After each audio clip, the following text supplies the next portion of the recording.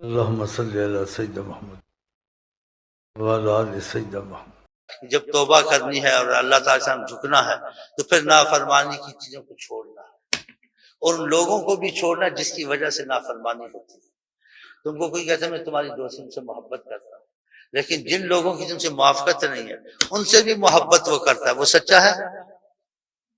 کہتا ہے مجھے تم سے محبت ہے، بہت پیار ہے، لیکن جو لوگ آپ سے موافقت نہیں رکھتے ان سے گھل مل کے رہتا ہے، ہنستا ہے، گاتا ہے، کرتا ہے، جاتا ہے، یہ سچا ہے؟